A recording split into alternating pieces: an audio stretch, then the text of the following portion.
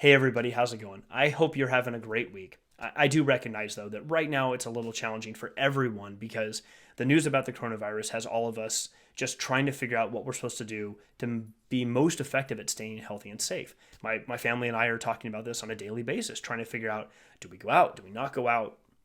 Even what do we do for dinner? It's tough. So what I thought I would do is, oh, I guess I should say that a lot of companies are doing the right thing, I think, by allowing their employees more and more opportunities to work remote and not be in an office, which I think is fantastic because it gives all of you the ability to really make those decisions for yourself and your family, whatever's important to you about health and safety and the right things. That's all fantastic. I do also recognize that as somebody who had worked in kind of corporate America for a long time before I came into sales, not everybody has the opportunity to work remote on a regular basis, if ever. So in this current role that I have, I can work remote.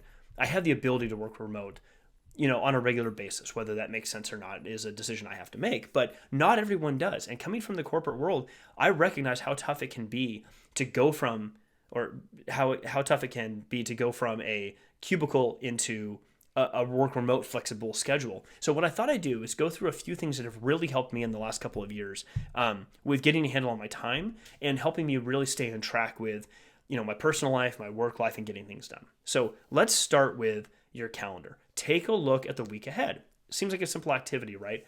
Just recognize now that you're working from home more or working remote more, those lines between your personal life and your work life are going to start blurring a lot more. Now, in my case, I'm lucky here to have a room. I share an office with my wife, but I'm lucky to have a room that I can go into and work. So there's a bit more of an ease of delineation to walk out that door to do some other activity that is not work related. I recognize that most people don't have that opportunity. Maybe you have roommates in an apartment or some other way that you have to work remote. It's not always easy to just simply step away from work, and it's super easy to step right back into work. You need to be able to look at your calendar and block off chunks of time for yourself, both personally and professionally, so that you have that delineation, because you're going to need a balance. And I shouldn't, let's not even use the term balance. You're going to need to find a rhythm in your life. I've heard this said a few times, the rhythm, not a work-life balance, but a rhythm between the two, because you're not always going to be able to balance 50-50 or whatever the thing needs to be on a daily basis.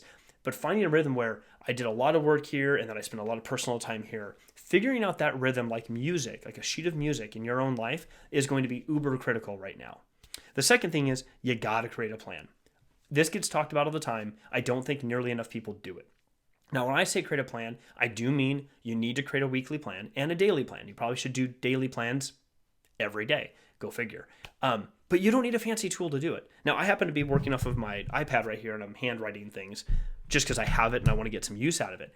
That said, I have a whole stack of paper day planners and notebooks I've used.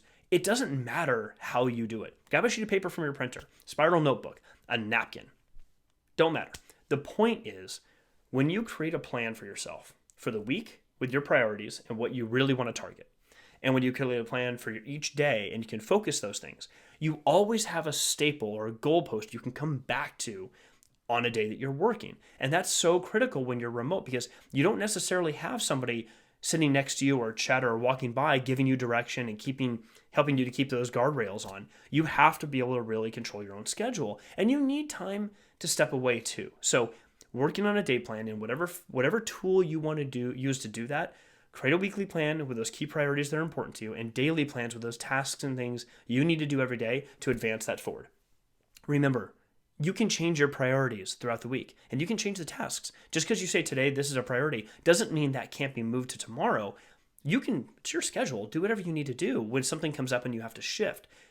But unless you write it down, you won't really know what that looks like. So it's always ambiguous, and that starts to create doubt and unknowns in your mind, and that can create a lot of stress. So the third thing is, in all of that I just described, you got to learn to reduce the noise. For me personally, that means I need to shut Outlook down. I got to keep email off on the back burner as often as possible. That's not necessarily okay for everybody, but from email to chat to your phone and text messages and social media, whatever thing happens to be a distraction, you need to remove that distraction so you can get some real traction in the work that you do and the personal things that you do. That's going to become more and more critical.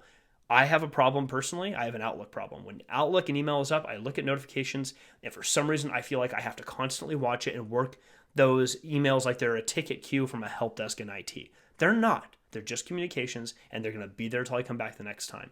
Maybe that's not your challenge, but I'm sure one of these distractions is. The goal is to reduce distractions by reducing the noise. The less you have noise, the more you can focus on the thing that is right in front of you, and don't multitask. Nobody can multitask effectively. Don't do it. Focus on the one thing that's your priority and then move to the next thing. I'm not trying to beat you up. I just want to be positive and be pragmatic about what you can and what can be most effective for you. Number 4, take breaks. Oh my gosh, you need to take breaks, especially when you're at home. You need to get up and walk away. I recognize that there is an inherent feeling of, but if I walk away, that's fun or personal, and that's not really a break. I'm not sure if I should do that.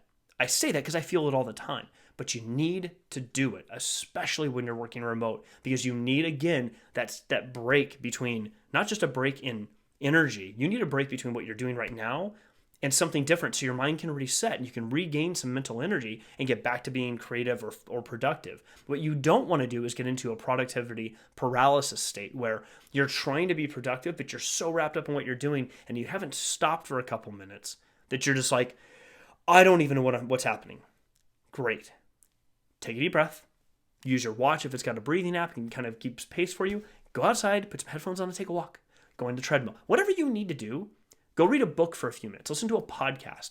Listen to some music. But put this thing in front of you down. Go do something else for a few minutes and then come back. 5 minutes. Breaks are 5 minutes. They're 20 minutes. They're whatever time makes sense for you to do a reset. It doesn't make any difference. You just need to get up and get away. It will help, I promise. Okay, and last, and I don't want to say this is most important because all of these things are super important.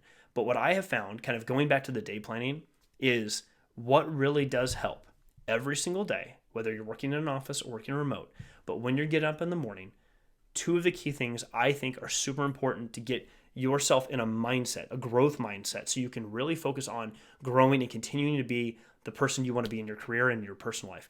You need to write down 1 to 2 things every day that you're excited about. And you need to write down 1 to 2 things every single day that you're grateful for. Now, that may sound a little cheesy to you. It did to me when I first started doing them too. What I've recognized, though, is by writing down a couple things every day, like coffee. I'm excited about, or I'm grateful for coffee because it's coffee, and I love waking up and feeling positive because I use coffee. That's my thing. It's not everybody's thing, but it doesn't matter. You just need to write a couple things down because what that does is get you focusing on those things, not all the other chaff that's in your mind. Oh my God, I got to do this, and this is a priority, and I'm worried. Yeah, we all feel that, of course. One way to combat that is by writing down a couple things that are positive for you. What are you excited about today? What are you excited about this weekend? Are you having friends over this weekend to do a little barbecue? Fantastic. Are you excited because this afternoon you get to take a walk? Again, just get out of the house for a little bit or go to the gym? Whatever that is, write them down. And then grateful. Write down the things that you're grateful for or that make you happy. You use whatever word you want. But the important point there is these are things that get you into a positive mindset and get you out of this fixed mindset, or as Carol Dweck would say, keeps you in a growth mindset and avoid the fixed mindset, because the growth mindset is where you can be open to new ideas, open to new things, and let yourself grow. When you're in a fixed mindset because you're focusing on these negative or just stagnant things, you don't go anywhere. You just sit there and run in circles. Okay, that was a lot of detail and probably a longer video than I intended to make, but I hope this was helpful. If you have any questions, you can put them in the comments. You can message me directly here on LinkedIn, whatever you need, but I hope this works out for you. Best of luck. Please stay healthy and safe. Take care of your family and your friends. Take care of your employees, and take care of your customers. That's what we're all here for. Have a great afternoon, guys. Cheers.